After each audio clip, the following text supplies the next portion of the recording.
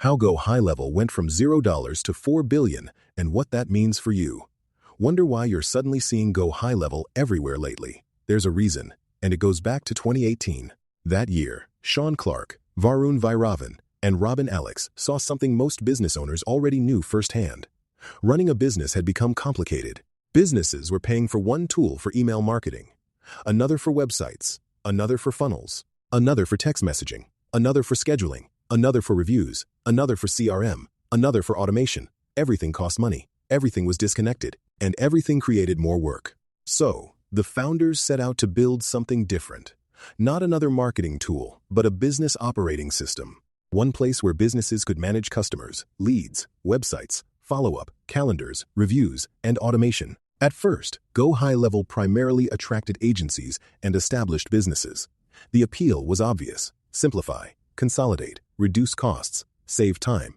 And word spread. More agencies joined. More businesses joined. Communities formed. Events grew. And year after year, the company continued expanding. But then something interesting happened. Artificial intelligence exploded. And instead of being disrupted by AI, GoHighLevel embraced it. Voice AI was added. Conversation AI was added. AI, employees arrived. AI, website builder arrived. AI, studio arrived.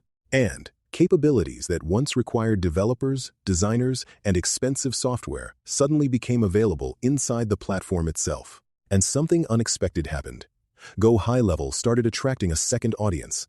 Not just businesses trying to simplify, but businesses trying to build. Businesses that always wanted a website but assumed it would cost thousands. Businesses that thought automation was only for larger companies.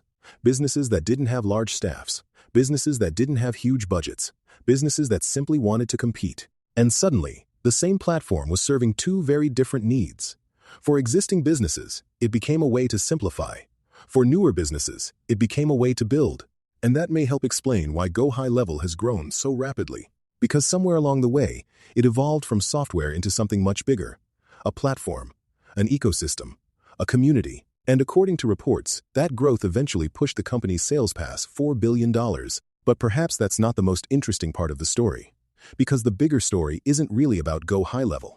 It's about leverage. 20 years ago, many of these capabilities belonged only to larger businesses. If you wanted websites, automation, customer follow-up, and sophisticated systems, you needed employees, developers, designers, agencies, and a much larger budget. Today, those barriers are falling, which means ordinary businesses can compete in ways that would have seemed impossible just a few years ago. And perhaps that's what the GoHighLevel story means for you. Not that another company became successful, but that the tools available to ordinary businesses continue to improve. And despite all the excitement around AI, most businesses are still in the early stages of adoption. Many still don't have websites. Many don't automate follow-up. Many don't collect reviews. Many aren't using AI at all. Which means the story isn't over. In many ways, it's still being written. And perhaps that's why so many people are paying attention. Because the opportunity isn't something that already happened. It's something that is still unfolding. So, if you've been seeing GoHighLevel everywhere and wondering what all the excitement is about, there's currently a free trial available through the link in the description.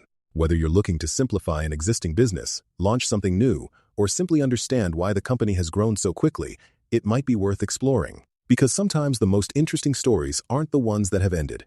They're the ones that are still being written.